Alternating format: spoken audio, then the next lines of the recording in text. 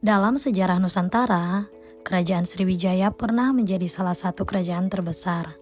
Kerajaan bercorak Buddha dan maritim ini pernah mengontrol perdagangan di Selat Malaka. Kerajaan Sriwijaya pernah menjadi simbol kebesaran Pulau Sumatera pada masa lampau. Kebesaran kerajaan ini disebut-sebut dapat mengimbangi Kerajaan Majapahit di timur Pulau Jawa. Halo guys, selamat datang kembali di channel aku. Nah, di video kali ini aku akan membahas tentang sejarah Kerajaan Sriwijaya yang terbagi dari 3 bagian. Yang pertama, awal mula Kerajaan Sriwijaya. Yang kedua, masa kejayaan Kerajaan Sriwijaya. Dan yang ketiga, keruntuhan Kerajaan Sriwijaya. Ayo kita belajar bersama. Yang pertama adalah awal mula Kerajaan Sriwijaya. Sejarah Kerajaan Sriwijaya dimulai pada abad ke-7. Pendiri kerajaan ini adalah Dapunta Hyang Sri Jayanasa. Keterangan tersebut tertulis pada salah satu prasasti yang ditemukan di Kota Kapur, Mendo Barat, Bangka.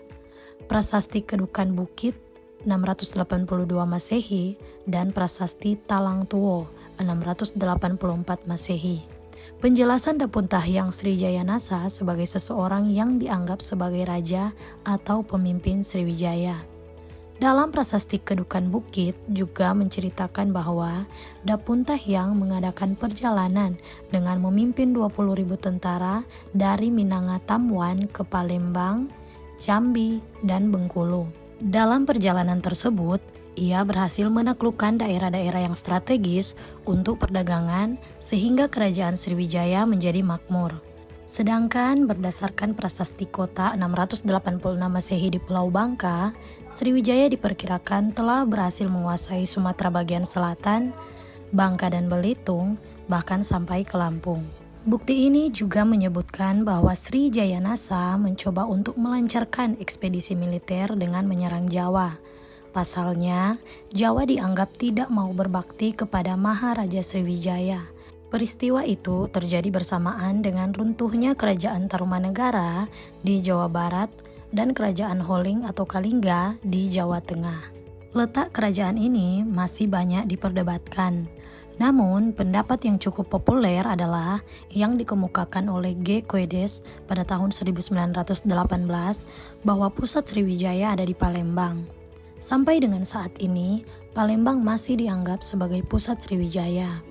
Beberapa ahli berkesimpulan bahwa Sriwijaya yang bercorak maritim memiliki kebiasaan untuk berpindah-pindah pusat kekuasaan. Sebagian ahli juga menyimpulkan bahwa Sriwijaya berpusat di Kedah, kemudian Muara Takus, hingga menyebut kota Jambi. Yang kedua adalah masa kejayaan Kerajaan Sriwijaya. Masa kejayaan Kerajaan Sriwijaya dimulai akhir abad ke-7. Raja Bala Putradewa dianggap sebagai raja yang membawa Sriwijaya ke puncak kegemilangannya pada abad ke-8 dan ke-9. Namun, sebenarnya kejayaan kerajaan Buddha ini sampai ke generasi Sri Marawijaya.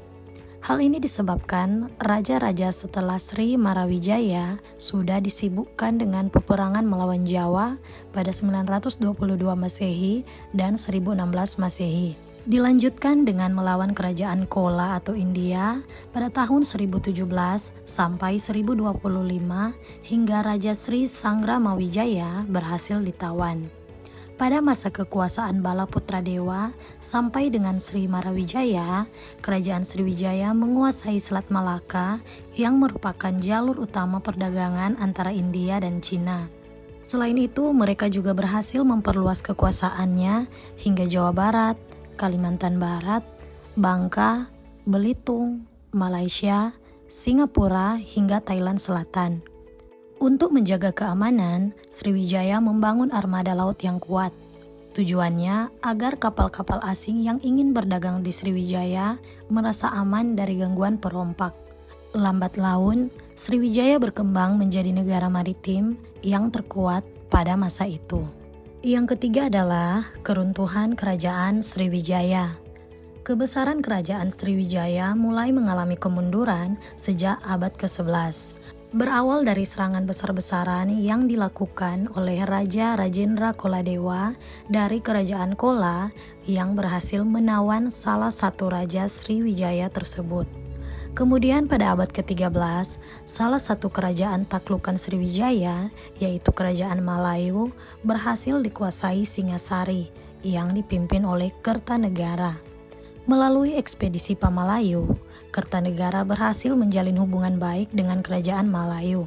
Sementara itu, Kerajaan Sriwijaya mulai lemah dan tidak bisa berbuat apa-apa untuk mencegah negara taklukannya menjalin hubungan dengan negara saingan di Jawa.